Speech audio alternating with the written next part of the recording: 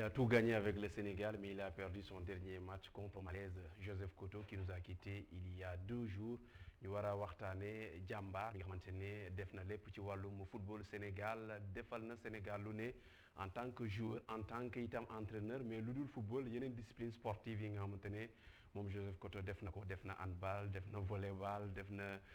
li nga xamante ne mooy yeneen discipline basketball sax def na ko parce que récemment ñu ngi ko woon gis ca Marius Ndiaye aux côtés de Mamadou Diop ISEG mi nga xamante ne mooy président ISEG sport ñu war a waxtaanee kookee di Joseph Koto ak ci plateau bi ñi nga xamante ne sekk nag ñoom ci lu bëri ñenn ñi ci terrain bi ñenn ñi ci bande de touche tax na ñu ngi ak Ibrahima Ndiaye Chita nekkoon koo xamante ne bokk na ci ñi gënoon na xarañ ci football ci génération moom ak Koto itam ñu nekkoon ay xarit ñu doon bokk sax ay chambre bu ñu doon nekk équipe nationale du Sénégal Ibrahima Ndiaye Chita nekk itam manager général équipe nationale du Sénégal bu beach soccer loolu tamit duñ ko fàtte ci jéego yi am solo yi ñu amal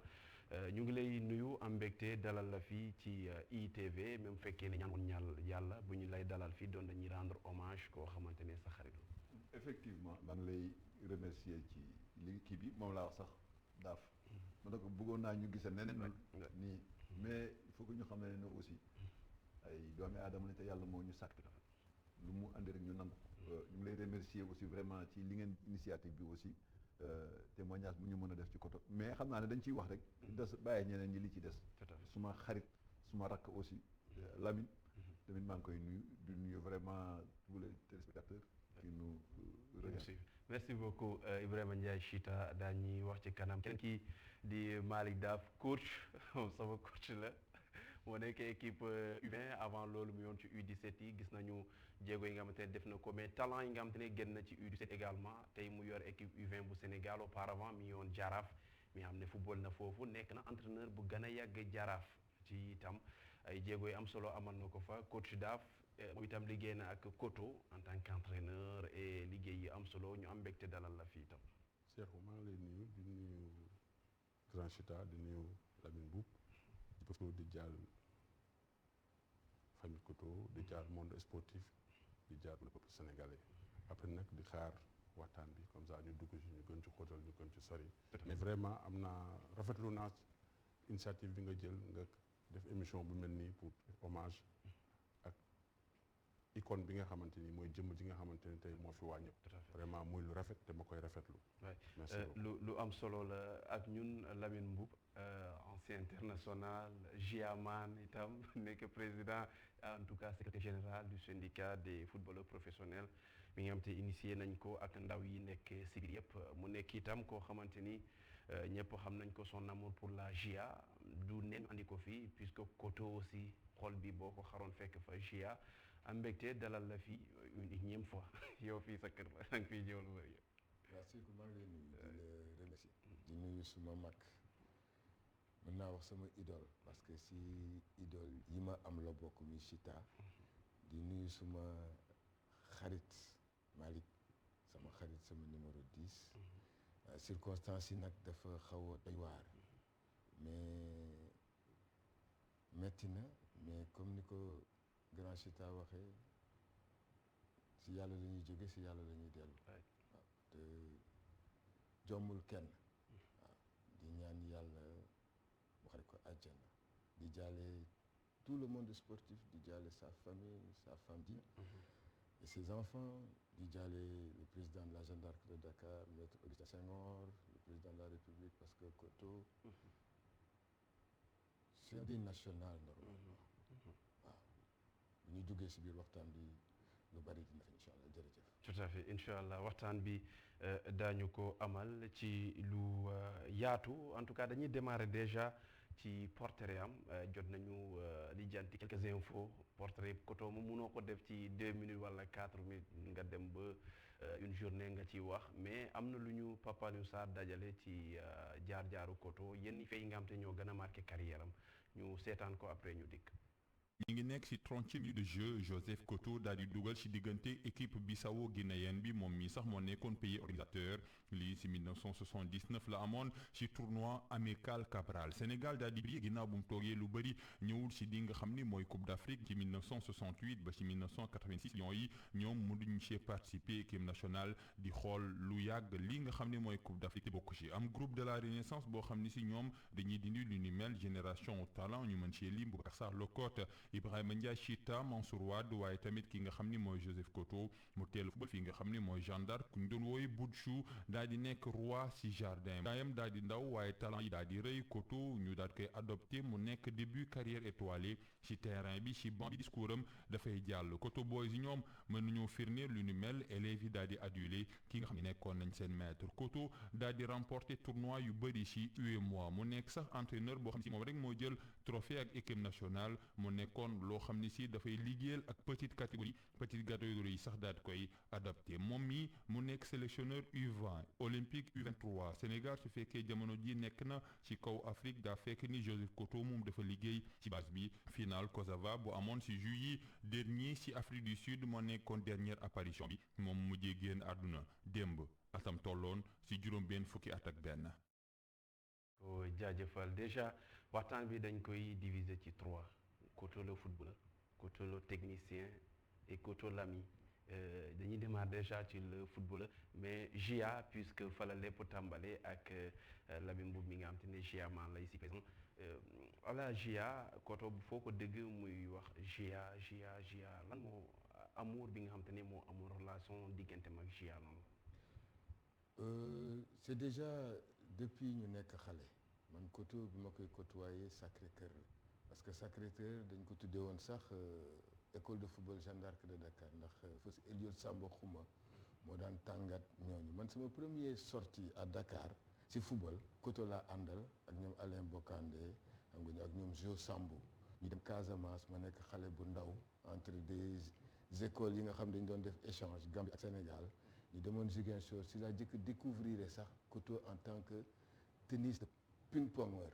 waaw si laa jëkk gis ni c'est que waaw tennis de table parce que dafa aayoon da si laa bëggee sax tennis de table parce que moo ko xoolee mu koy jouer c'était tellement un art pour lui il s'amusait. nekk na 3 fois champion du Sénégal dajale ko tennis de table. waaw non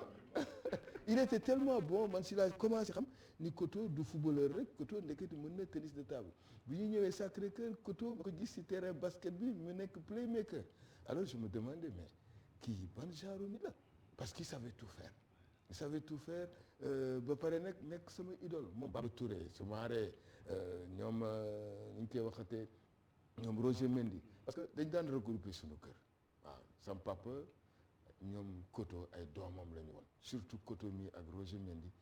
du leen mës a bàyyi waaw parce que Koto liberté de kon nekk sama doomu maam Pan Seck nal na ko yàlla yërëm nekkoon aussi wetu kër Alpha Touré c'était la grande vedette de la Jeanne d'Arc de Dakar donc kooku Alpha Touré yar ko donc Koto foofu la gimmee ak moom ñoom Babacar Dia nekk Sacré-Cœur donc man foofu laa xamante Koto en tant que football mu ñëw Jeanne d'Arc de Dakar nag indi fa benn touche bu bees parce que Koto dafa ñëw ubbil xolam ñëpp nekk ki nga xam ne moo doon gérer toute la Jeanne d'Arc de Dakar ñoom Baba ñii ñëpp c'était Koto les dirigeants c'était Koto c'est-à-dire c'était un meneur d'hommes déjà bi muy nekk xale man bi may découvrir Joseph Koto maa ngi nekk xale di tàngat ci Jeanne d'Arc de Dakar te mën naa gëm ni tey mën naa wax ni bu dul woon Koto tey bu amoon xolu ki ñaan du ma mës a débuter à la Jeanne d'Arc ndax c'était compliqué. C'est pas que c'était compliqué dama dem entraînement un jeudi yaa matuñu ma leen di mottali bi ñuy dem vendredi pour convoquer ma écoutez bien bi ñu ma convoqué ba pare ça devait être le premier match du championnat Casa Sport alors quand Koto est monté à Sacré-Cœur xam nga montagne boobu ñu ne Sacré-Cœur Koto mi egsee ñu gis ko rek yuux ko Koto waaw gaawal ñëw sa place Lamine Mboup lañ ko jox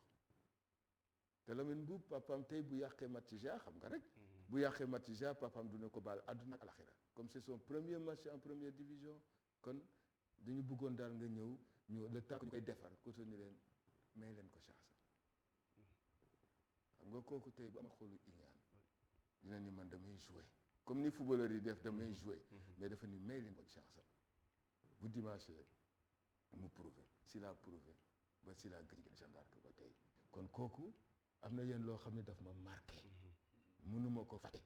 parce que sama premier pas à la Jeanne d'Arc keroog moom dafa kontaan parce que bi may passe premier bi di passe deuxième bi di ko troisième bi dafa ni leen waxoon naa leen ngeen may ko chance am ci laa gëj a génn Jeanne d'Arc ba tey équipe nationale du Sénégal ma woo Bokandé en 94 ni ko bàyyi nga fi le meilleur numéro 10 du Sénégal est-ce que mën naa ko fàtte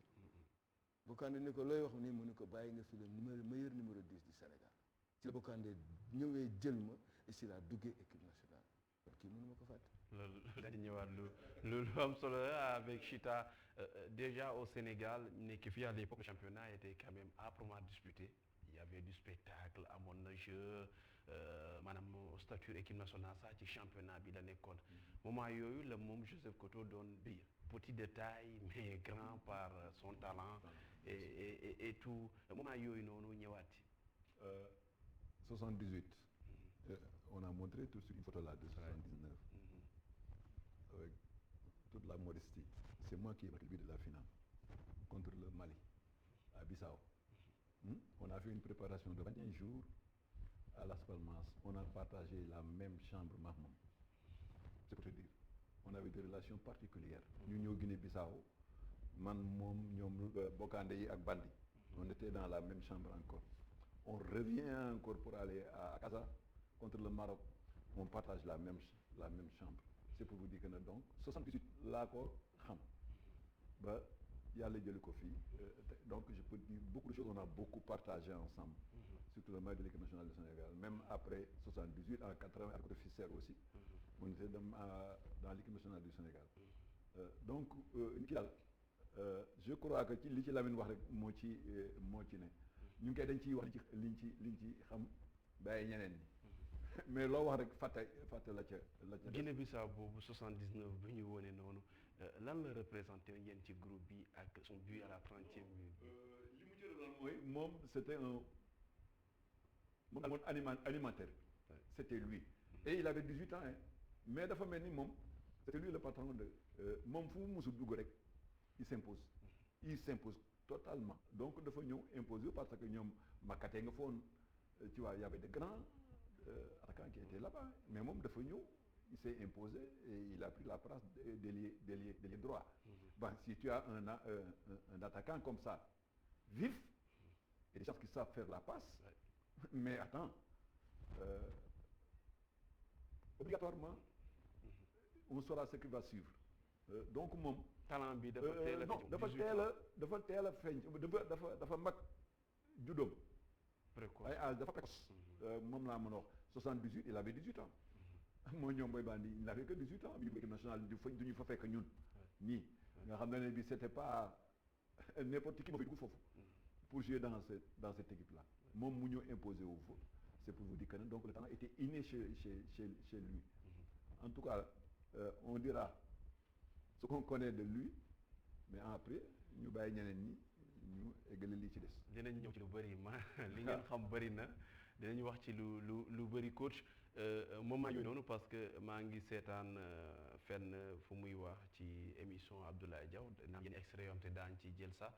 fu muy expliquer ni 75 la dugg GA ci loo xam te ne c'était pas prévu benn voyage ñu jël ko yóbbaale ko mu sooraale wuñu ko woon sax waruloon sax bokk ci voyage bi ñu jël ko ci yóbbu ko mais son talent permettre na mu imposer wu à bas âge mu nekk après une référence dans le football sénégalais ci jamono yooyu nga xamante ne yéen sax mun naa wax ni bi ngeen di ñëw bokkoon na ci seen référence. waaw man de personnellement man Koto bokkoon na ci samay référence ndaxte xam nga man yàlla dafa def dama judd ci famille footballeur sama papa nekkoon footballeur j'ai Gorée sama turandoo Malick nekkoon capitaine Gorée ma yoroo presque ci président Oumar Seck la RI 1 ma leen donc man dama yàgg bëgg football police nekkoon sama équipe mu doon tooñee sa papa policier la moo tax nga bëgg police temps yooyu Amsata Chita bi Medoune Mar Blek xam nga bon ak nu mu tëddi waay waa grand Diakhou Guèye ak yooyu donc Koto référence de ci football Sénégal avant mu doon lu mu doon parce que dafa prouvé dafa joué ak ñoom Cheikh Seck Baba Touré Fidel Gomis joué ak Ignace Coly ay ndaanaan biir GIA temps yooyu GIA da nga koy bëgg sa xol ndax Jeanne d'Arc da nga doon xool jour yi classe bi ñu am nga xool leen ni ñu bon élégance bu nekkoon si ñoom élégance bu nekkoon si ñoom talent bi nekkoon si ñoom mais Baba Touré nit ñi daan ngi stade boo dem bu championnat amee boo demul 10 heures le matin doo am place 10 heures stade Demba Diop da daan fees del te da nga daan dem sànni football mi nga daan sànni football sa nga daan régalé wu parce que da ngay seetaan li la neex ndax bal bi da daan daw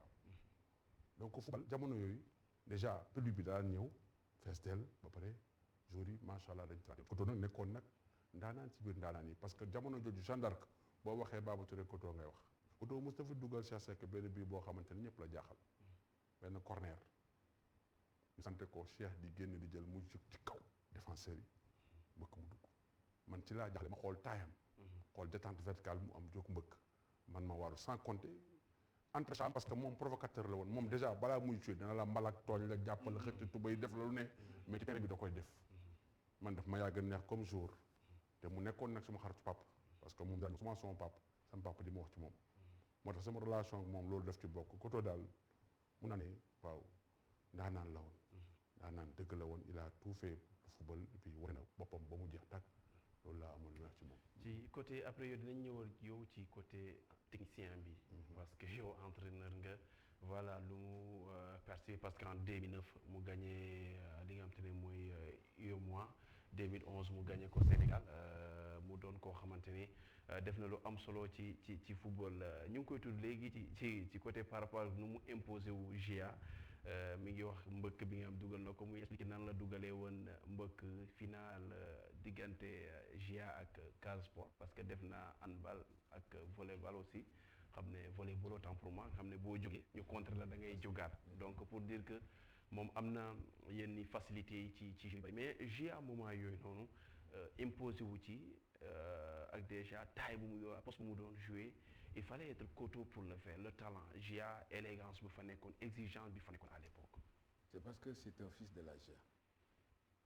Les fils de la Jeanne d'Arc mosuñu am problème pour intégrer leur équipe parce qu'ils étaient préparés dès le bas âge à venir en première division parce que xam nga bu njëkk la Jeanne d'Arc se préparait ses juniors par rapport à ses seniors. Il y avait des matchs juniors contre seniors ou cadets contre seniors. Donc ce qui faisait que xale yi dañ daan teel a am niveau de première division. Jeanne d'Arc loolu la def moo tax da nga daan gis chaque année dina am 3-4 jeunes joueurs de la Jeanne d'Arc yoo xam ne dañuy football en première division pour remplacer les autres. Koto bi muy imposer Jeanne d'Arc mais dafa ñëw fekk fa ñoom Baba Touré. ñoom Roger Mendy ñu nekk benn clique boo xam ne ils étaient ensemble en équipe nationale. ñooñu joxoon leen benn force boobu ba nga xam ne ba pare ñu amoon nag ay dirigeants yu leen gëm. yu leen fonk yu leen jàppe woon comme seen doom. di leen toppatoo comme seen doom. jox leen benn importance boo xam ne le dirigeant d'avant le jour il représentait un bijou. il n'osait jamais day dem ba ci parent bi waxanteeg parent bi ni ko lii laa koy defal. te loolu la koy defal du ko tegi.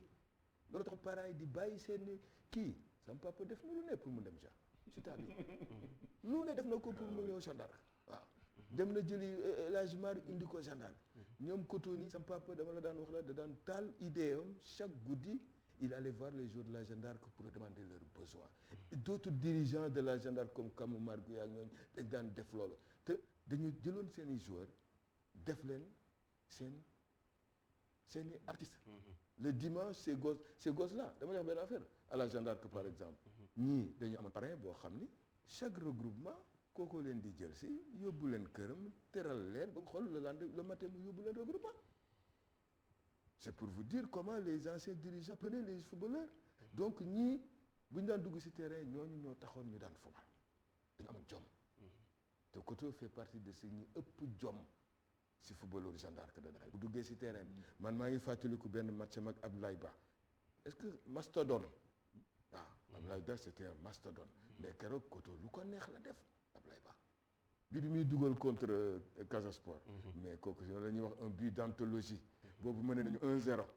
est-ce que tu vois sur centre de Baba Touré am na ñu doon wax sax dañu ko dafa naaw parce que dafa dem ba dépasser transversal bi. nee na am na ñu ne woon Serigne yee ko yëkkati. Serigne yee ko yëkkati lu lay wax ne ko mais c'est parce que Koto il avait de grandes cuisses. Et il savait sauter parce que quelqu'un qui fait du basket booy def basket handball handball def handball ah Koto a tout fait waaw Koto a tout fait parce que il était ouvert à tous les sports et à tout le monde donc pour mu intégrer nit dafa yomboon moi il a été mon directeur technique à la Jeanne d'Arc bi may entraîné Jeanne d'Arc en première division il a joué avec moi en Coupe d'Afrique il venait dans le terrain il me disait moo la waxee Koto sol naa ay dàllam football dafa ñëw fekk ma regroupement ni ma tey yow laa bëgg nga régler ma match yi ma ne ko waaw mu ne ma dama lay indil ay riva xam nga riva ay riva la ma indil ni ma moom laa bëgg nga dugal bii bi tey pour ñu gagner keroog match nocturne maa dugal ñaari bii Jeanne d'Arc kon SCB ay dàllu Koto laa solo c'est pour vous dire la complicité Koto a été le premier trophée que j'ai fait avec mon école de football Koto a été le parrain de son école de football j'ai les photos ici c'est dommage que mënuloo ko gis parce que c'était un ami c'était un grand frère ba pare ñu bokk Liberté bokk Jeanne d'Arc aujourd'hui je peux dire que ni ñu dañu perte on a perdu un grand frère on a perdu un ami on a perdu une icône du football sénégalais et je le disais tantôt normalement c'est un deuil national qu'on devrait faire pour Joseph Koto comme beaucoup d'autres gens parce que ils ont beaucoup fait pour ce pays. Ouais dinañ ñëwaat ci GIA parce que yow am na yoo nekk di génne ci GIA lu am solo la yow il faut waaw non moom GIA man non même son père sax voilà GIA man la parce que Koto boo ko laajee lan moo la gën a métti day naan li GIA wàcc lu moo métti jamono yëpp d'ailleurs parce que GIA di fêter 100 ans. mais est-ce que moo la waxee dara Jeanne d'Arc bu daan jógee sunu kër du dem au stade c'est comme un président qui sortait pour aller faire ni ñu koy waxatee une visite la population sortait dañ daan xaar ja mu génn point jaar Bourguiba les gens étaient en train d'applaudir la Jeanne d'Arc de Dakar ce n'était pas n'importe quoi la Jeanne d'Arc de Dakar attends et le Jaraaf pareil à l'époque troisième équipe africaine aujourd'hui nous sommes là mais xam nga li ñuy wax rek loolu daañ ci ñëw Chita yow fekkee nga ses débuts heureusement yaa ngi koy expliquer léegi à 18 ans mu intégré équipe nationale ses débuts est-ce que mu ngi ñëw comment il a pu s'imposer dans cette équipe bi nga xamante ne pour avoir une place c'était compliqué pour être sur le banc rek c'était compliqué il s'est imposé à 18 ans ñëw ses débuts mu ngi ci dikkaat un peu mais bien sûr année yooyu il y a même certains qui n'ont pas eu la chance de jouer en équipe nationale c'était pas parce qu'ils n'avaient pas de talent mais li fi newoon ci ay joueurs ñoo bare woon ba nga xam ne bii pour faire un choix c'était pas du tout facile alors quelqu'un comme ça et il joue à droite avec un autre joueur de l'ASFA qui Ndiaye comment il s'appelle encore ils étaient tellement rapides mais Koto s'est tellement imposé que finalement il était devenu le titulaire c'est que gis nga nit loo am ci àdduna rek sa fulaa sa fayda moo la ko may kooku moom nit ñi xamaloon nañ ko loolu bés bu duggee ci terrain moom day dem ba jeex ça moom on le connaissait en lui je me rappelle le but qu'il a marqué ici contre le Maroc on faisait un but 1-1 les Marocains yi gagné ñu 1-0 fële ñu gagné leen 1-0 fii série penalty après la ñu éliminé mais c'est lui qui a égalisé encore c'est lui qui a égalisé mais li Lamine wax rek mon jeune frère Daaf wax ko mooy on a perdu quelqu'un boo xam ne bii peut-être que plus tard on saura kii lan la fi bàyyi ak lan la fi def jouer Jeanne d'Arc c'était pas évident au moment où il avait que 18 ans ñëwaat encore équipe nationale du Sénégal fekk ñu fa ñun ñëw fa titulaire jusqu'à être parmi les 11 mais attendez il faut avoir quand même benn jom benn bi da nga koy am talent benn bi pour mën a dugg foofu ba épouser sa bopp. parce que boobu équipe nationale. mais non on te sort les 11 qu'il y avait. mais attends Bokandé était remplaçant je te dis Bokandé était remplaçant sur le banc de touche moi je jouais milieu de terrain avec Bandi c'était pas deux gauchers donc gauchers yi ñu wax ñu jouer nii ça fait 40 ans nous on jouait comme ça. c'est yàlla yërëm c'était Koya et Pape Diop moi Bandi on joue au milieu de terrain comme gaucher Koto à droite mais tu peux faire la passe quand tu veux pour jouer moi je l'appelais pas Koto non fii laay waxee ay Koto yi mais moi je l'appelais souvent Jo c'est Joseph mais je l'appelais souvent Jo moi la dernière fois là il a posté benn message sonore dans notre panel l'amicale des internationaux de football. C'est comme s'il disait que les gars, maa ngi leen di tàggu. Il a posté à minuit. Et il s'est dit, il nous a dit, ngeen baal maa xade guddi na quoi, mais ngeen baal ma. Football bi nag moom, on peut tout dire, mais Jo dafa jox àqam ba mu mat sëkk en tant que joueur. Et chaque fois qu'il a été sélectionné, c'est parce que daf ko mérité. Ouais. C'était un mérite pour lui. Hein. Si c'est imposé, moi regarde, 78, il nous trouve là-bas. Avec Koya et Pape Diop. 80, il revient encore avec Autofils, il nous trouve là-bas. Lokot. Nous nous tuddee Lamine Ndiaye. Mbaye Fall. Et lui, encore. C'est pour vous dire que les garçons dañu war a xool ci moom moo tax résultat yi muy def. Mais ñun du ñu jaaxal. mënuñu jaaxal. Et puis si tu as quelqu'un comme Daf mi à côté de toi, ou bien je sais pas ñoom le gosse là Issa. Mais quand même. Mais ñun ñi ko xam bu baax. Mais on dit ñun li mënuñu surprendre si Jo. C'est pas possible. Ouais. C'est pas possible. mi ngi koy wax léegi xam nga ko en tant que technicien mu ñëw imposé wu déjà il a démarré avec la GIA am na aussi fu mu ko expliqué avec la GIA c'était notamment ak gaucher mi nga xam te ne ñëwaat na encore sur le banc d'après des informations que nous avons obtenues reprendre na GIA nee na moo ko ci ci moom la commencé nekk son adjoint avant ñoom ki nga xam te ne mooy Amsatou Fall entre autres na ba mu ni ñëwee ci équipe nationale voilà ak ba nu muy ñëwee ci équipe nationale du Sénégal aussi le technicien il était rigoureux il était quoi c'est le footballeur bi mu yoroon style bu mu yoroon c'est un peu ça qui l'a amené dans ce métier. mais xam nga Koto dafa nekkoon champion du football donc moom am na vécu bu extraordinaire boo xam ne moom def na ko am na ko mais doyluwul ci loolu dafa pare mu dem gëstu jàngi yokki liggéey yor bi jaasam ñëw commencé liggéey jël équipe locale bi wax nga ko léegi sànq ci sa ubbee UEMOA yi nga ñu UEMOA bi fii à Dakar bi Siré Dia di dugal dañ ñëppi final bi mu def résultat bu jéggi dayoo équipe locale bi daanaka bu mu ko jëlee jël na fi trophée bu ne mu jóge ci équipe locale bi dem ci U20 yi bu mu demee ci U20 yi man après ci laa ñëw fekk si ko yàlla def mu jël ma taf ma ci boppam jël ma def ma rakkam def ma xaritam def ma lépp ma nekk ci wetam ba pare jël ma jiital ma parfois damay toog mu ne ma booy jógal nga wax parce que booy il faut nga wax ak ñoom man nag dama amoon beneen complice ak moom parce que man 5 ans dañ ko ànd liggéey 5 ans yooyu ñuy ànd le plus souvent at dañ koy nekk regroupement at une année dañuy def 6 mois yoo xam ne regroupement duñu gis sax suñuy famille daanaka moom néegam ak sama néeg ñoo takkaloo daanaka bu ma ubbee sama néegam laay daj bu ñëpp tëddee maag moom la ñooy toog ataaya toog waxtaan donc on avait une grande complicité maag moom nit la koo xam ne dafa am rigueur ci dafa pointu dafa méthodique yaa ngi dégg ba pare dafa am rigueur ci li muy def moom xamul caaxaan te c'est un gagnant c'est un vainqueur c'est un champion parce que moom gagné rek la bëgg Koto bu ñu gagné sax boo ñëwee mu ne ma booy lii des na wallahi parce que ñoo nuroo jikko man gaaw ma kontaan bu ko defee bu ñu ñëwee bu ñëpp dañu toog maag moom di waxtaan moo tax li ko firndeel mooy c'est l'entraîneur le plus titré au Sénégal. Au Sénégal, ouais.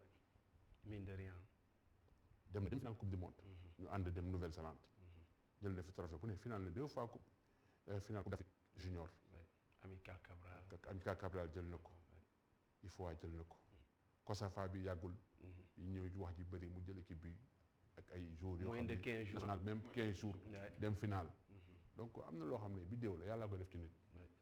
ak lu yàlla def na nit ñi nangu par force parce que loolu yàlla la. moom dafa am bidéo ba muy joué. bidéo boobu da ko topp bu nekkee entraîneur ànd ak moom sax dafa neex. parce que booy ànd ak kuy gagné da ngay tàmm gagné. parce que loolu da koy cultivé ci yow def ko ci yow te loolu moom c'est un vrai champion. parce que li ma gën a neex ci moom. mooy moom soo ànd ak moom da lay jox li mu am ñaanul di nga ànd ak nit nag. ngay liggéey ak moom mu lay nëbb li mu yor. mais Koto melul noonu Koto da ngay ànd ak moom parce que damay wéet ak moom ci lu bari. puisque bu ñu def convocation. bu def convocation mu jëm convocation bi dem moom rek def convocation man daf may woo ma ñëw dem ak moom dem toog resto def waxtaan def convocation bu ñuy joué bu ñuy jour match bu ñu waree joué veille match wala classement wallahi azim mooy entraîneur titulaire. Il n'a jamais fait de classement seul. C'est pour wan la sincérité honnêteté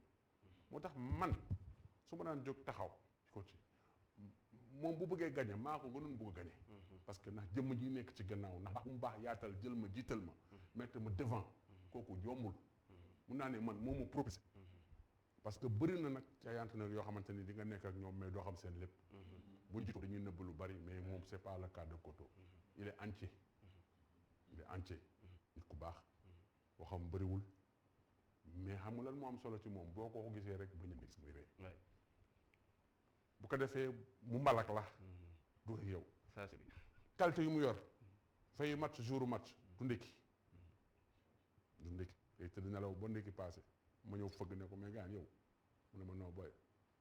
après bu ko defee 11h bu ñuy def briefing ci la ñuy gisee ma ak moom def benn waxtaan bu dox ñu door a dem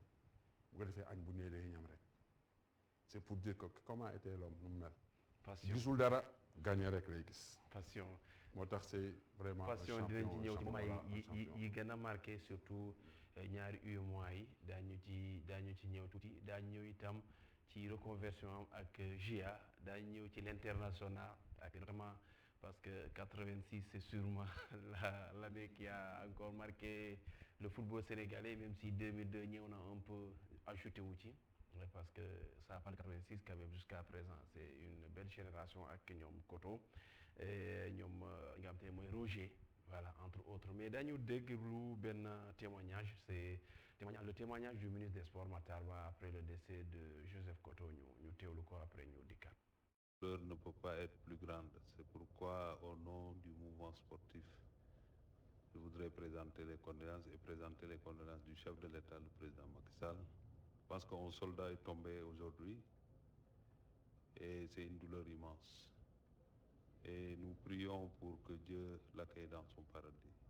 En tout cas, un grand modèle de serviteur, un grand serviteur du pays, surtout dans son domaine, vient de nous quitter brutalement. Et c'est des circonstances de douleur, d'incertitude qui anime tout le monde. Mais en tant que croyant, on ne peut que retourner épuisé dans notre foi pour pouvoir faire face à ces moments difficiles. En tout cas, nous prions avec la famille pour que Dieu l'accueille dans son paradis. C'était donc le ministre des Sports Matar Ba. Lamine Mboup Koto nekk GIA man mu football GIA jox lépp GIA delloo ko su ma koy wax par rapport à sa conversion GIA la démarré mi ngi expliqué ni ça GIA moo ko fayal mu dem defi formation Clairefontaine bu njëkk mu ñëw continuer fii ba du muy defee formation dem Allemagne yokku fa xam-xam et tout relation bi GIA ak ñi joué ci GIA doomi GIA yi comme quoi du mës a jeex. Jamais les fils de la Jeanne d'Arc Joseph Koto ba léegi bu dul woon li ñu imposé équipe nationale kon moom mooy nekk entraîneur Jeanne d'Arc parce que Joseph Koto ba léegi mi ngi Jeanne d'Arc mi ngi topp Jeanne d'Arc mi ngi wax ak entraîneur yi fi nekk mi ngi ci amicale des anciens footballeurs de la Jeanne d'Arc di doxal lu baax xam nga Malick day wax qualité nga nit koo xam ni lii rek nga xam mel ni nga wax Chita wala nga wax Malick comme entraîneur ak seen position xam nañu latéral bi nan nga koy traverser xam nañu numéro 10 nan la war a passer xam nañu latéral bi mu faral fan la war a jaar mais kooku bu nekkee entraîneur mais dafay yomb ci moom parce que li muy interpréter ku musul football mënu ko interpréter dans un terrain de football moo tax sa réussite la réussite de Malick Daf la réussite de Chita mais ñun jaaxaluñu parce que ñii dañu xam loolu ñu nàmp te Koto dafa nàmp football de équipe bu Jeanne d'Arc bi Koto di dugg ñi daan gande joueurs yi daan jógee si région yi di ñëw sax dañu daan ñëw am na si ñoo xam dañuy ñëw ni fii awma fi place leer laa la wax da ngay ñëw Jeanne d'Arc xool ñu nekk si équipe nga ni fii awma fa place xaaral ma dem ba suñu génération da ngay ñëw Jeanne d'Arc fekk ay doomu Jeanne d'Arc ñu defar leen ba ñu taxaw boo ñëwee gis Lamine Mboup gis Moussa Ndaw gis Joseph Koto ni xaaral ma dem beneen équipe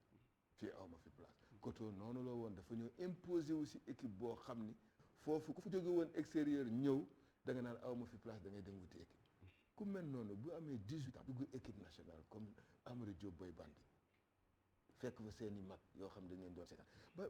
ku si mel ni Boy Bandi dafa joué ak professeur am Alpha Touré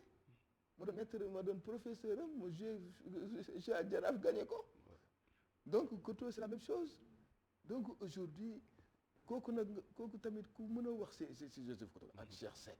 parce que ay xarit lañu ñoo bokk équipe nationale di ànd en tout cas Jeanne d'Arc de Dakar ñoo gën a am lu leen metti parce que Joseph Koto dafa nekk seen doom Omar Seck feu Omar Seck ñëw fi parce que Jeanne d'Arc bi muy jëkk am problème waroon na wàcc bu yàgg ngir yàlla kooku ak Joseph Koto ñoo yëkkati waat équipe bi tax moo Omar Seck nii la ñu defoon bi Omar Seck di ñëw moom la indaale yaa ngi dégg mu nekk di jàng mën na ko de mën na entraîner de mais dafa dem jàngi comme ni ko Malick wax dafa ñëw jàng Jeanne d'Arc fay ko mu topp si ginnaaw ay xam-xam ñu am xam-xam ku si mel ni Gaucher ku si mel ni Amsata est-ce que tu comprends ku si mel ni Alain Moisan mu topp seen ginnaaw ba gën a dugal xam-xamu football en théorie dans sa tête parce que pratique bi moom kenn mënu ko jàng waaw donc kii Jeanne d'Arc la ba keroog mu fi doon jógee dañuy ñaanal yàlla dañ koy ñaan yàlla ñun dañuy ñaan yàlla mu xare ko àjjana waaw parce que vraiment mérite la dinaa si dellu si waat muy la jeunesse muy le pays mu le président de la République c'est un deuil national qu'il faut faire pour cette personne. dañuy ñëw dañuy jàll ci l'international parce que aussi c'est ça aussi Koto nekk na koo xamante ne équipe nationale def na ko bu nu mu arrêté mi ngi wax ni année 90 lay arrêté mooy moment bi nga xamante ne Sénégal xam nga dañuy naan paay commencé ñu naan paay mais moom 86 doon na loo xamante ne du ko marqué 85 86 moment yi ko marqué mais lu marqué aussi football Sénégal. mais bien sûr sax man fekk na sax man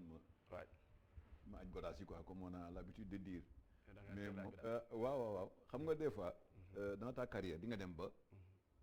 ben c'est comme si rek t'as plus cette envie là tu dis bu ci doo ko lekk ba ñëdd ko comme li président Senghor waxoon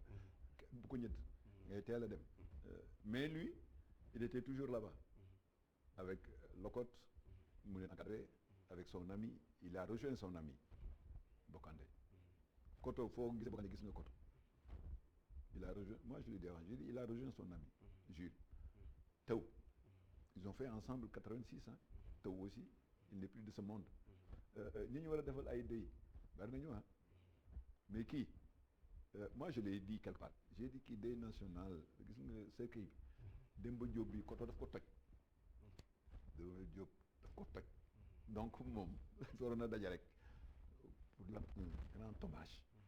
il a tout fait à Demba Diop tout Demba Diop waaw yëpp Demba Diop la ko defee en tant que footballeur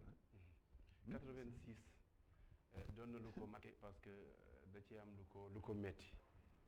luy metti Sénégal yëpp mooy match bi nga xam ne dañ koy perte te moom mu jàppale nañ ko gagné mais circonstance dañuy déglu ça fu mu ko expliqué mais 86 boobu noonu mën nga ci dikkaat tuuti ak Koto 86 defe naa du moom rek la metti de Sénégal yëpp la metti parce que dañoo am équipe boo xam ne day dem rek jël indi amul woon laam-laamee équipe bi ñu am da doon dem rek indi mais li ko ci metti moo ci metti ñëpp ndax dañu dem ba ci biir am de petits problèmes te football bu ci petit problème amee rek kër sax bu ci petit problème amee rek dafa mel ni nit bu amee problème rek mu sentir ko ndax dootul taxaw waaw kon nag équipe aussi bu amee problème rek dootul taxaw dina ko metti parce que dañu toog ñaata at demuñu Coupe d'Afrique ñu ñëw war a dem Coupe d'Afrique équipe bi gën a aay si Afrique ñu fekk ko biir dëkkam toroxal ko man dama naa wax ni man ñii ñoo tax ma dem Égypte ñii ñoo dem football Égypte def fa lu doy waar waa égyptiens yi jógee Égypte ñoo dañuy wut si sénégalais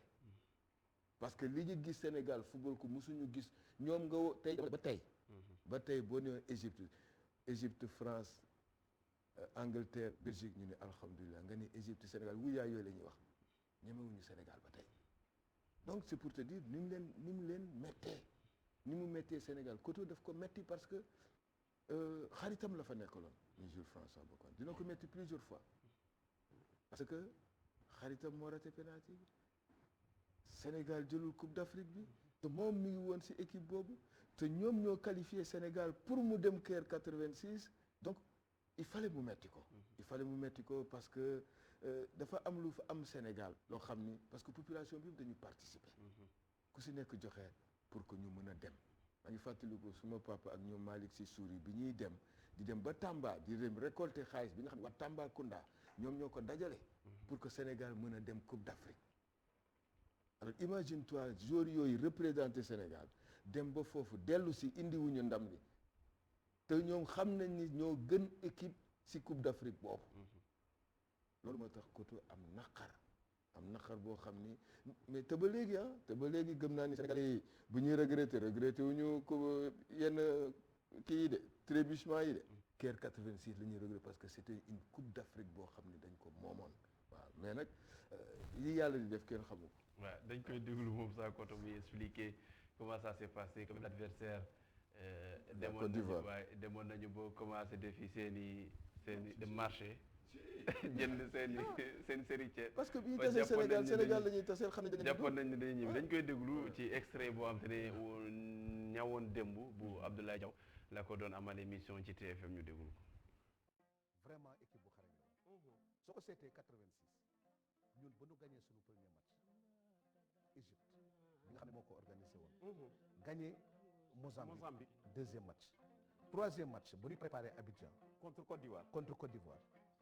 d'Ivoire joueurs yi dañu jug suba teel dem defi achat en ville parce que ñoom mënuñu xalaatuñu woon benn yoon que mën nañu gagner équipe Sénégal donc pour te dire dem defi achat en ville pour ñibbi seen valise yi wàccee nañ ko ci hall bi mais li ma lay wax laay moo am wàccee nañu seen valise yëpp ci hall bi dem dugg seen car dem defi achat en ville pour ñëw préparer ñibbi guddi bi pour ñu jël avion ñibbi suñu joué match bi ba pare ñu jël avion ñibbi ñu ñëw ci match bi bon soo ko seetee déroulement match bi 8 minutes mais match bi ñu bare dañuy wax tey avec du recul dinaa leen waxaat ne loolu nit yi doon wax ay affaire u xaalis bex yi yëpp c'est des conneries amul xoolal rek li coowalu Caire 86 ba yëpp du dëgg mais xam nga lu ñu éliminé laay tey dinaa la ko wax mooy dañu ñëw jour match bi ba stade bi di préparer def échauffement sunu passeport yi réer passeport yëpp benn passeport newu fa gars yi kii kenn xam kan moo yoroon passeport yi ak fan la passeport yi nekkoon donc ñun pour ñun forfait la kenn échauffé wul ci équipe bi parce que présentation yi passeport yi la ñuy présenté donc nous resté suñu vestiaire kenn présenté wul tout le monde était énervé ci vestiaire yi arbitre bi Diramba moo arbitré match bi moo ñëw ci suñu vestiaire ne écoutez levez-vous allez vous réchauffer on va commencer le match je vous laisse jusqu'à la mi-temps ñu door a def présentation yi en attendant ça dina leen bàyyi temps ngeen dellu hôtel ba seeti licence yi indi ko passeport yi parce que passeport yi moom ngeen joué ñaari match yu jëkk yi waaw kon donc passeport yi oui donc léegi dem leen seeti passeport yi man bàyyi naa leen ba mi-temps donc xam nga énervement boobu nekkoon oui nañu duggee ci match bi donc dugguñu ci match bi 8 minutes de jeu nu am penalty gardien bi repoussé ko Jules jël penalty bi parce que bëgg a def lu baax mu dóor ko gardien bi repoussé ko mu yokk énervement équipe bi donc Jules ci biir match bi mu bëgg rattrapé wu yow joueur nga xam nga nu mu demee donc loolu moo ko xaw a bloqué ci match bi donc équipe bi yëpp loolu moo ñu jàpp daal di paralysé ba pare nag gars ñi xamuñu ni en perdant 1-0 contre la Côte d'Ivoire dañu qualifié loolu yëpp xamuñu ko oui c'est vrai donc lay pratiquement loolu moo ñu oui ça c'est juste correct. c'est bon man damay revenir si Lamine lu mu wax sànq c'est-à-dire que ci valeur intrinsèque qualité joueur 1986 le Sénégal avait une grosse écurie lay wax parce que qualité joueur yooyu Sénégal amoon jamono yooyu ba ci remplaçant yi mun nga gëm ma def ko la neex dugal da nga amoon Pape Fall fi amoon Taw ci gannaaw amoon Roger Mendy ci gannaaw militaire nga amoon par exemple Amadou Diop Boy Bandi nga amoon tey Christophe Sagna Cheikh Tidiane Fall nga amoon ci kanam Joseph Koto mu ci kanam moom Bokandé Thierno Youm donc dama ne nga gagné premier match bi bi muy Égypte mu amoon ay Taher Abou Zaïd ñoom Rabia Yassine nga am Mohamed El Khatib ay joueurs ndaanaan yi mënoon fubal nga ñëw seen biir dëkk malmené leen gagné leen avec la manière mais ñëpp gëmoon nañ ni Sénégal bi day dem jëli trophée bi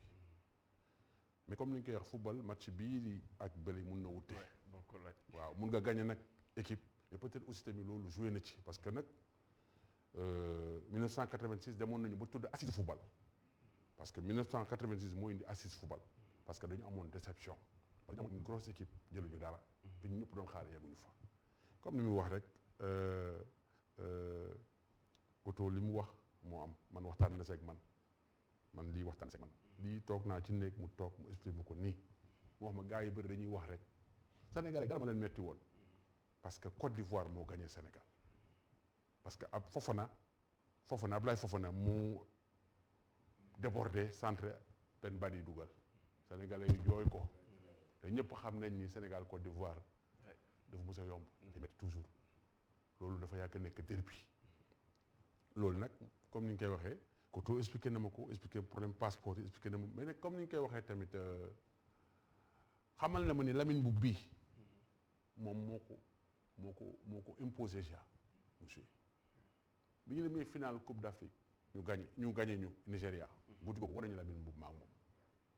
Lamine Mboup xam na lu may wax ma toog ak moom ci néeg mu xamal ma ni Lamine Mboup ak Ibrahima Diakhaby benn moment dañu soxla woon di 109 soxla jeune Lamine Mboup entraînement junior senior da koy toj fee lay defee passe lumineuse dugal ko man ma xool man ma woo coach bi waxtaan ak moom Lamine li mu wax ci moom seedeel na ko c'est pour dire que l'homme qu'il est malgré son talent à l'âge très jeune amoon na benn communication amoon na benn entente parfaite ak son coach qui l'écoutait donc mun naa ne kii moom da doon relier coach bi ci benn côté mu koy jàppale moo tax reconversion am jafewul moom bi mu paree carrière am ak football aussitôt dafa nekk ay moom wax na ko am sata mu jël championnat dans jamono yooyu Jeanne d'Arc papam Guitambert nekkoon un grand dirigeant qu'on connaissait ñoom Samb wax sax ci doole muy Omar Seck ñoom leader price jour boobu gisoon da nga koy ñëwee police waxi noppi amoon ngan di écurie Jaraaf Gorée ngan di écurie li muy wax nii man yëpp wax na ma ko c'est-à-dire que ma ne la ak moom bibliothèque la icône la boo toogee ak moom da lay histoire football historiquement parlant lépp la lay wax ba tey dafa ànd ak jamono encore champion xam nga doo ko juddu doon ko champion da nga koy liggéey Koto dafa nekk champion ba muy football mu pare nekk entraîneur nekk champion mais loolu jafe la moo tax gis nga sénégalais adjoint nekk champion parce que non parce que da lay def champion moom c'est-à-dire boo nekkee ak moom da ngay bëgg gagner parce que loolu la xam tey dama ne sénégalais yi ñàkk nañu xam nga nit balaa nga koy xam mu dem te gis nga sénégalais yi ñuy mën a reconnaître nit rek mu dem waaye nag comme li ñuy wax lu yàlla taal moom te mus dara gis nga jaar abadan day man du mus a deñ parce que def na lu kenn deful entraîneur bu fu nekk commençant par man ak sama morom li mu jël ci trophée li mu jël ci compétition internationale gagné ko kenn def ko moo tax soo àndoon ak moom doo tiit parce que c'était un vainqueur c'était un champion dana la yokk dana la jox doole te dana la jiital dana la encadré vraiment moom loo wax ci moom rek da ngay am loo bàyyi parce que moom champion la woon. waay dañuy ñëw après ci xarit bi parce que fa la ñuy jeexale ci xarit bi ci collaborateur bi pour yow ci mag ji. Le Ghana est allé en quart de finale de la Coupe du Monde. Équipe bu Ghana boobu moo tase ak Koto en demi-finale xaw ma en finale fële Coupe IFOA. Koto baladé ko. c'est du penalty ñoom André Ayew ak ñooñu. équipe boobu moo dem Coupe du Monde. équipe boobu Koto baladé. mooy seen coupe. ñoo jëloon Coupe du Monde. waaw mun naa ko expliquer. c'est en 2014. on était invité ci tournoi IFOA. voilà. c'était année boobu lay door a ñëw région Kokoto ñu dem def tournoi UEMOA Côte d'Ivoire. ñu jóge ci tournoi boobu dem Accra. après ñu jël ñu yóbbu ñu Koumassi. ci lañ dem Koumassi moom li muy wax ni équipe ñoom Ayoub bi. Abeti ñoom la ñu final ñoom ñu gagné 3-1. à 15 minutes de la fin dañ def bi partout. arbitre jël 2 pénaltys may leen li muy wax. révélation boobu parce que nag jamono jooju Ghana dañu amoon ay centre yu baax di liggéey à la base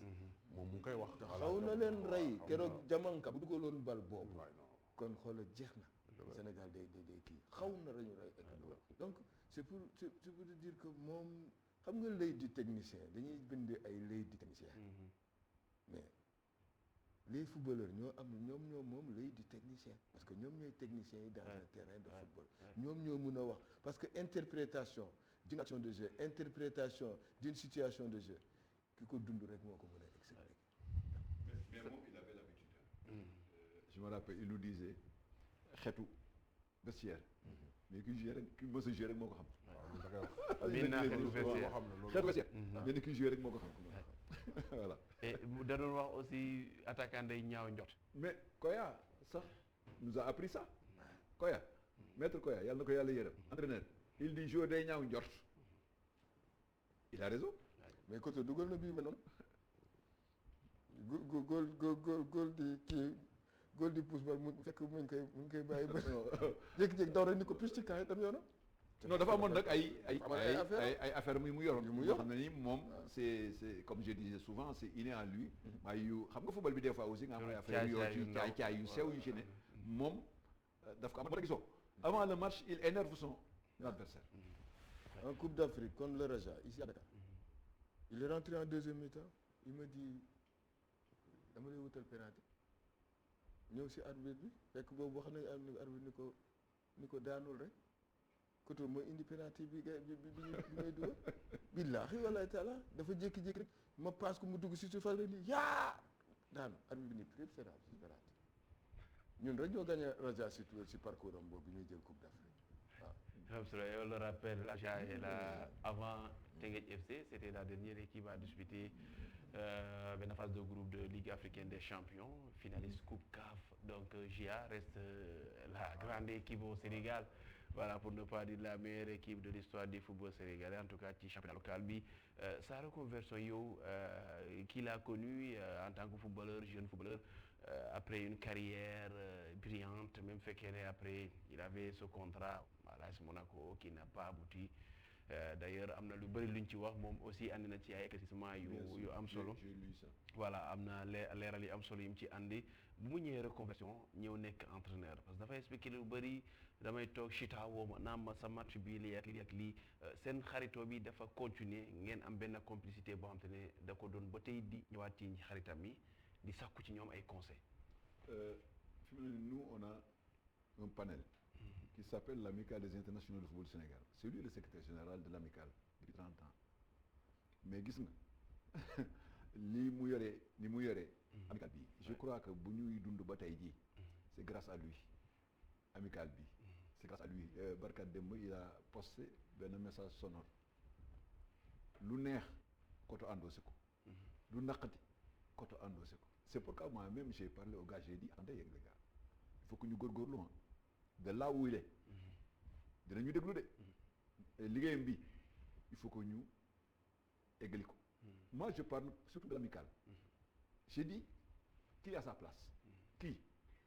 il faut se poser ces questions-là et même le président actuel qui est Cheikh aussi a ce problème parce que ñoom ñaar connexion bi ñu am ñoom ñaar sax dafa jéggi dayo et mon cousin Zamadou me dit il est mort devant lui Zamadou la ko yàlla xiir il était souvent avec lui des conseils moi 2009 fii bi ñu joué finale je suis allé le trouver à l'hôtel Océan j'ai dit Jo mu ne ma Chut il me parle que de Chut tu dois gagner ce match là te finale bi contre Mali j'ai dit tu dois gagner ce match parce que y a des gens yoo xam ne yi duñu la yéene mukk jàmm mais billahi tu dois gagner ce match là je lui ai dit ça tu gagnes ce match mu ne ma non boy dama ñibbi comme il l'a dit il l'a fait xam nga jour dafay image ou entraîneur bi da lay jox image am de sorte que toi tu te dis non on gagne le match parce que loolu nga leen inculqué tey jii combien de gosses Koto sont passés entre les mains de Koto. Ouais. moo kese moo fi amoon Koto Boys. Koto Boys sax lañu leen amoon fii beneen ku ñu fi tuddoo surtout sax boole ci. Boys man en tout cas au niveau de l'amicale. Moi c'est ça mon problème moi. Qui a pris Koto. Qui a pris Koto. Coach moom est-ce que c'était un incompris ci Sénégalais yi ci non je veux dire est-ce que Sénégalais yi daan nañ comprendre Koto le coach je veux dire parce que nekkoon na koo xamante ni il faisait tout pour gagner ces matchs ak booy yi mu doon jël inculquer leen yenni valeurs yi yenni parce que dafa doon wax de bu saa bu ñëwoon da doon rappeler booy yi ay années 85 86 naan leen ñun lii ak fii lañ yeggale football bu nañ ngeen jëlee ko fii est-ce que joueurs yi mu doon yor est-ce que tolloon nañu niveau boobu compétence moo tax mën naa est-ce que c'était un incompris ci côté. non ce temps moom chance bi ñu am nag ci 5 ans ñoom wax nañ ko formé nañ ci ay joueurs yu bëri yoo xamante ne tey ñu ngi joué tey ci équipe A bi loolu yëpp tey ci discours bi dafa passé et je pense que les gosses ont bien appris quand même parce que tamit quoi qu'on puisse dire ci 5 ans yi bu ñu ko xoolee équipe nationale A bi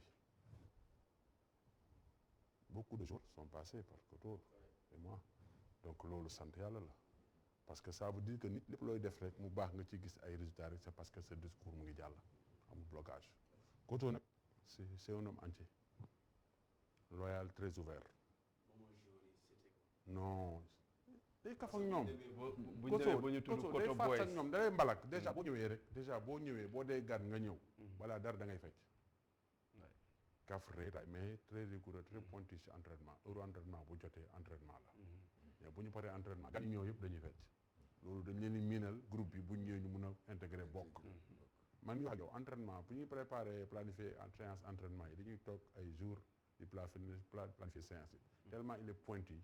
moom da koy agencé teg ko ci yoon mu am timing bu leer mu ne lii nii lañ koy defee man xam naa ci dara moo tax man sama complice ak moom kooku beneen affaire. yow sa maître la non sama maître la man bi may jël cadet yi fii sama lépp la kii bi may jël cadet yi non man gannaaw yàlla man booy jëlal ma jël ko man du ma def dara te waxuma ak moom man lu ma munti def gagné yëpp je l'appelle on discute on échange parce que man moom laa àndal en 2012-2013 def ak moom 5 ans déglul baax li ma lay wax dem tournoi fois ñu dem final mooy bi Lamine Boub di wax ñu gannaaw gagné ñu ñëw jëlte naa INAF fële Libye de Coupe d'Afrique U20 fii ñu final Nigéria gagné ñu final 1-0 mu am benn match bu exceptionnel ñu war a dem jouer suñu match de qualification Sénégal Congo Sénégal il faut mu gagner Congo pour jàll ñu jouer match bi Congo mu ne Sénégal 2-1 coow li bëri Sénégal day toog waaw mu ne ma booy waxal ak booy toog nii man nag lu may def damay ñëw ci moom jël ci moom dem transféré parce que man xam nga rek dama dynamique c'était mooy wax mu jëlee ci moom dem transféré ñu waxtaan maak moom ci changement yi mu am ñaari jours te jour boobu Sidi Sarr il était pas là doxul mais comme Sidi Sarr c'est un jour qui peut nous sortir par ses éclats ses frappes am na jeu de tête mu ëppoon taille ci équipe bi si corner am na jeu de tête mun na dévier am na frappe bu baax balle arrêté mun na dugal donc on a décidé de le mettre sur le terrain ñu gën a benn boy numéro 10 mu noon football Boy Diallo di nekkoon Saragosse on l'a sorti bàyyi ko mouché et Sidi Sarr nous a fait 2 exploits techniques pour marquer 2 buts en 3 minutes on a gagné ce match ce jour-là 4-2 en rentrant au vestiaire 4-3 il a pleuré waaw moi j'ai pleuré parce que dafa am lu tax parce que dañu préparé équipe bi pendant 6 mois bàyyi yaay bàyyi jabar bàyyi doom bàyyi lépp du sol dara et loolu ñu di préparé yëpp ñëw ba événement bi jot ak lu ñu préparé équipe bi xam équipe bi ñu yor mu naroon am déception non moo tax bi ñu demee dafa ne booy dañuy final bi ñu demee final nag yàlla def ñu gagne ñu et génération boobu aussitôt ñu ci bëri dañuy déclassé am ñoo xam ne dañu intégré équipe mais terewul créé nañu beneen équipe ak beneen nouvelle génération ak ñoom Ibrahima Niane ak ñoom Krépin Diatta ak ñoom Ibrahima Ndiaye c'est-à-dire que c'est pour dire que l'équipe est qualifiée encore beneen campagne encore demaat encore finale encore Zambie perte finale dem coupe du monde demi-finale fële Nouvelle-Zélande nga nekk ak nit ki mu naan du ñu fanaan nag mais presque mu naan ne dañuy nekk minuit ba 6 heures du matin ku ne dem tëddi parce que horaire yi fële 12 heures fële mooy minuit fii donc noonu lañu daan dundee lu ñuy def dañuy toog waxtaan bu ñëpp tëddee maag moom ñooy nekk ci néeg bi teg suñu plat di laan suñu thé di laal suñu gâteau di waxtaan demee booy ñu ne nangam moo tax complice boobu moo tax man lu tey laa koy wax man fu ma toog fu ma invité damay wax ci moom li ma xam ci moom man ku ma xam-xam ne maa daal suy wax du waxtu xutu parce que loolu la ma ji loolu la ma wan loolu laa gis ci moom wala ree parce que nit ki da nga koy jox lu mu moom mais yàlla Sénégal ñàkk nañu de barki alxot Sénégal ñàkk nañu parce que nit jëmm ji dem non daan naan ku li fu dën la woon ni kon moom li ki wax xam nga xam-xam rek la mais li lay jox titre champion du ay caaxaan champion ñun lu ñu bëgg du coupe moom coupe da ko xam moom coupe da ko bot da koy jël waaw da koy jël contre la Côte d'Ivoire. C'est dommage hein mais il était juste à côté hein ni mu équipe bi sax am na ñeneen bu ñu la ko joxoon sax ñu bañ mais c'est que c'est un patriote c'est que aussi au Sénégal c'est toujours les entraîneurs qui casquent alors que dans des circonstances ce sont les joueurs qui déconnent dans un terrain de football. Ouais, tout à fait. Et ça c'est partout. C'est la tête de l'entraîneur qu'on coupe. Il faut toujours qu'on dit toujours c'est l'entraîneur qui ne connaît rien alors que c'est un joueur qui a fait une bourde pour nous gagner nous. Et on dit rien à ce footballeur. Ouais, tout à fait. Je dis souvent c'est quoi la responsabilité de l'entraîneur ci penalty bu joueur raté. C'est que parfois on reste en regroupement dañuy toog 2 heures du matin jëkk ci kër mu fëgg sama buntu booy kaay mu ñëw mu dugg ubbi léegi mu dugg toog boobu mu ngi may wax ci planification programme entraînement di ma wax par rapport ak match bi nii c'est-à-dire que dafa liggéey parce que fu mu nekk mu ngi xalaat wallahi azim gis nga nit il faut nga jege ko pour nga xam ko c'est intéressant dañuy jeexale juste par rapport à ce transfert à Monaco l'AS Monaco bi nga xam te ne gis na ko ñu ñëwoon fii ngeen gagné leen ñu war ko yóbbu ko sax parce que ñi bari dañoo noonu dafa waroon dem parce que aussi dafa am ay leeral yu bëri yoo xamante ne yàlla dafa dem ci na woon démb boobu ak Abdoulaye Diaw andi woon na ko ci ñu déglu extrait bu mujj bi laataa ñuy yeggali jeexal émission bi. dem nga ba Monaco. dem naa Monaco ba ma demee ba ñu defee match yi ba pare Monaco dañu ne temps boobu ndeysaan kii moo fa newoon Aldo Gentina waaw bi fi newoon ak Campora moo doon président Campora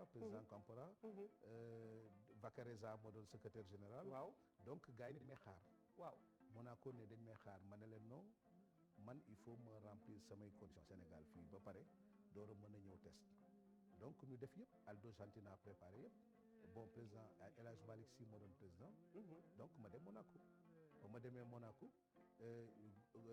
maa ngi leen di remercier encore Boubacar Sarr Lokot ak Christophe yëpp sama premier match à Monaco ils sont venus m'assister. jot nga joué ak Monaco. non foofu on a joué la Coupe des Alpes. ak Coupe des Alpes contre Servette de Genève ak yooyu yëpp. oui donc j'ai marqué 2 buts sur 3 yu ñu marqué parce que j'ai joué avec Dali Onis. Vitalis Roland Courbis. ak yooyu yëpp bon donc ngandu équipe Monaco. nga marqué 2 buts. mais le problème est que au départ GIA dafa bindoon ne dañuy Monaco mu def geste symbolique vis-à-vis d'elle donc loolu la Monaco jàpp ba mu demee ba affaire yi taxaw na léegi gars yi demandé dédommagement mais il faut ñu jox leen dédommagement liquide xam nga comment ça se passe. parce que man loolu laa yëgoon moo ko yàq transfert ba. voilà transfert bi xaalis bu nga xam ne Monaco dañ ni amu fi. voilà léegi loolu moo indi affaire bi. oui bon c'est juste nag période boobu fekk naar yi doon ma superviser. Abu Dhabi nu may superviser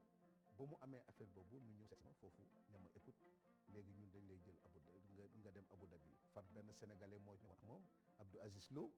moo doon suivre affaire bi mu indi naar yi ba naar yi ñëwee ba signé contrat ñoom dem def Abu Dhabi combien d'années def 4 ans. mu marqué loolu foofu ci championnat boobu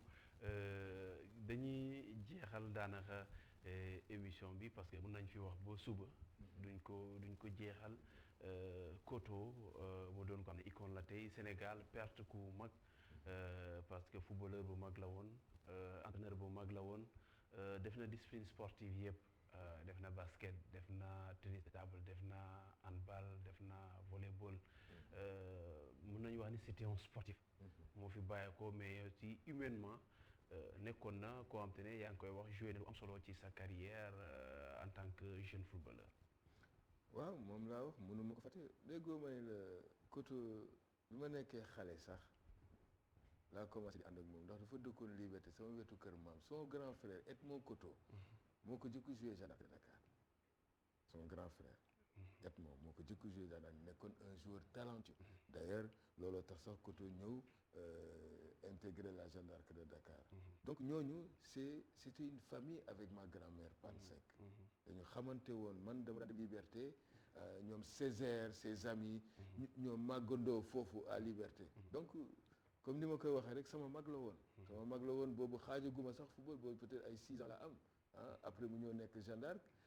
nekk sama idole papa nekk sama idole moom ak Baba Touré donc di regrouper suñu kër may nekk ak ñoom donc ma nekk footballeur mu dugal ma Jeanne d'Arc ba pare nag ànd ak man si biir Jeanne d'Arc di ma tette parce que dama lay wax complicité bi amoon suñu diggante man moom Moussa Ndaw Salif Dia c'était extraordinaire ñun ñoo fi équipe bi nga xam ni match aller la ñu joué rek ñu jox ñu championnat bi on avait 22 points Dakar devant le deuxième parce qu'on avait tellement de complicité dañuy nekk si terrain bi mu ñuy booster di ñu wax parce que daf ñuy gëmloo ni ñun place bi ñoo ko moom parce que bi ñu demee Zimbabwe defe naa bi ñu demee Zimbabwe ñoom Baba Touré ñoom Koto tout il y avait 8 joueurs de la Jeanne d'Arc si la junior yi ñëw ñuy taseeg Gorée ak ñoom Baba Ndiaye ak ñooñu dóor leen 3-0 donc defe naa foofu la immersion bi commencé par rapport ak jeune te ñoom ñoo ko liggéey parce que ñoom ñoo doon nangu xale yi di def ay derby ak ñoom au niveau de Sacré-Cœur te dama def benn affaire ñun junior yi senior bi suñu ñu gagné bien que c'était les joueurs qui jouaient en première division mais musuñu ñu gagné te loolu ñoom ñoo ko nangu woon est-ce que tu comprends tette ñu bokk équipe ñu continuer di ñu tette di ànd ak ñoom ku si mel ni Salif Diagne wala Babou Touré wala Joseph Koto c'est des joueurs à saluer c'est des gens yoo xam ni kenn mënu leen fàtte ci Sénégal. ñu ngi lay jaajëfal Ibrahima Ndiaye Chita looy jeexalee laata ñuy jox Malick man de dama leen di gërëm moi je crois que bu ma ñëwul woon dina am lu bari lu may manqué je vais faire un voyage lundi mais enterrement bu mardi bi moo tax ma reporté sama voyage parce que comme je l'ai dit quelque part relation yi ñu am maak moom mu jiitu ma je n'ai pas la conscience tranquille bu ma fekkewul fu ñu koy denc donc ñu ngi leen di remercier ça on peut le faire au nom de la famille au nom aussi de nous les sportifs et de l'amicale des internationaux de football du Sénégal au nom de mes frères là que initiative bii moom nag moo ko may boppam moo ko may boppam. C'était l'ami de la presse aussi. mu ngi noonu non si il était tellement ouvert à la presse chaque fois qu'on l'a sollicité tous les mais temps yële rek xoolal rek combien de fois on l'a interpellé même sur le problème de l'Afrique du Sud mais chaque fois il est là présent et il répond tous les week-ends ñu nekkandoo Maurice Ndiaye non du daw mukk donc ñu ngi leen di gërëm di leen sant yàlla na fi gëj yàlla nañu yàlla defal jàmm Coupe d'Afrique bi ñu jëm nii aussi yàlla nañu yàlla may ndam voilà jërëjëf coach Koto de comme ni ñu koy waxee di ko ñaanal yàlla rek yàlla xare ko àjjana di wax ni xaritu presse la woon wax nga ko mais xaritu aussi dirigeants yi xaritu ñëpp la woon anciens joueurs yi xaritu ñëpp parce que Koto dafa amoon moo xam xoolal ci entraîneur sélectionneur yi kan moo yàgg ci basam xoolal ci sélectionneur yëpp am na ñu ci jaar am na ñu dem benn moment dañoo liggéey dem feneen mais xoolal moom pendant presque ñaata at mu jaar ci catégorie yëpp mu def ko parce que dafa am confiance su président Augustin am confiance su Mayacine Mar parce que les résultats sont là en présence aussi comité exécutif bi ak kii bi di wax ni bon man daal comme ni nga ko waxee maa ngi koy jaal Sénégal yi maa ngi koy jaal famille bi maa ngi koy jaal ñëpp d'ailleurs maa ngi jot léegi message tamit joti Madi ak Talla Fall ñu ngi koy jaal Sénégalais yi donc c'est pour dire que vraiment Ablaye Sow SG nu mu tuddati Djibril Wade ñu ngi koy jaale Mbaye Diouf Dia ñu ngi leen koy jaale ñoom ñëpp di ko jaale Sénégalais yi di ko jaale anciens sportifs anciens joueurs anciens internationaux yi di ko jaale anciens coach yi di ko jaale Sénégal peuple sénégalais di ko jaale mag yi ak ñëpp bari maa bàyyiwuma kenn ndax ku lim juum parce que Koto day la war a am li mu wax moo am Koto ñëpp la ba ci Côte d'Ivoire Koto dafa bokk ba ci Bénin Koto dafa bokk parce que boo àndee ak moom génn ngay xam ne Koto international parce que nee na Koto Sénégal rek président Bénin bi newoon na ko dama lay andi fii parce que fii mooy sa origine. mais man mi ànd ak moom mun naa la ci wax lu bari boo ànd ak moom Côte d'Ivoire wala nga ànd ak moom Bénin da nga xam ne biir dëkkam la parce que dañ ko jox cër bu rëy parce que loolu moom moo ko liggéeyal boppam mooy li ki wax xam nga rek loo ji loo liggéey rek ngay fayeeku jërëjëf donc lii mu am nii tey mérité na ko waaw tout à fait waaw moo tax témoignage yi nit ñi mun ko def ci moom jërë ngeen jëf jërëjëf Lamine Mboup parce que ñoom ñaar depuis xale la dina xamul ku dul Koto dafa metti waaw dafa metti di jaale Edmond ak tous ses amis avec qui il a grandi di jaale Cheikh Seck le président parce que xaritam la waaw Boy Bandi xaritam la waaw ñoom les présidents Augustin Senghor et tout le monde le président de la République di jaale le professeur Issa Lo di jaale aussi tous les anciens footballeurs de la gendarmerie et tous les anciens internationaux je dirais tous les footballeurs du Sénégal la ñuy jaale parce que ki mu ko waxee nii man j'ai été au Tchad on me demande tout le temps ana seen lu gàtt loolu oui l'autre votre truc là le petit là parce que Koto dans son football a marqué tout le monde parce qu'il était virevoltant il était ouvert à tout le monde di ko jaal nag waa Liberté waaw di ko jaal waa Liberté parce que foofu la dëkk waa Sacré-Cœur ak ñoom ñëpp en tout cas on a perdu une icône on a perdu un grand frère un ami et comme je le dis j'ai perdu quelqu'un qui m'a fait découvert par les Sénégalais waaw merci beaucoup Thiat Boubacar jàll Cheikh Ahmed Tidiane Seck nga xamante ne xaritam la genn wàllam la parce que ñoom ñaar dañoo am benn complicité bu exceptionnel bu extraordinaire ak Amadou Diop Boy Bandi tout à fait waroon nañu ànd ak Amadou Ndiaye Zagadou ci téléphone bi waay ñoom ñaar mun naa wax ni depuis l'avènement du groupe des anciens internationaux ñoom ñaar ñoo ñu fi ci kanamam la tout à fait parce que démb j'ai appelé Koto au téléphone la veille de son décès j'ai appelé Koto mu passe ma zëm parce que boobu ñu ngi woon ñoom ñaar ñooy passé tout le temps tout à fait waroon nañu ànd ak moom malheureusement woon ko ci ngoon gi mais mu ngi woon sonné dans le vide Amadou Ndiaye Zagadou di xaritam d'ailleurs ñoo nekkoon dernier moment mi nga xam te ne moom la pass voilà c'est bien ça di leen jaajëfal suñu invité yi tey Sénégalais Joseph Koto nga xamante ne def na jàlloore am ci équipe nationale footballeur bu mu nekkoon ak Chia mi nga xamante ne moo nekk ci xol bi di jaajëfal Amadou Ndiaye jaajëfal Ibrahima Ndiaye Chita di jaajëfal coach Malick Daf mi nga xamante ne moo nekk ci U20 yi ñu war a ñoom itam liggéey bi tàmbali du yàgg dara di jaajëfal itam ki nga xamante ne mooy Lamine Mboup di Chia man ancien international Sénégal di jaajëfal ñi doon jàpp ci émission bi yëpp di leen jox di daje ci beneen dimanche ak leneen lu ñuy waxtaanee ci Omnisport di jaajëfal Ndiaga bi nekk ci réalisation bi ak ki nga xamante ne mooy Sélémane ci réalisation bi di leen jaajëfal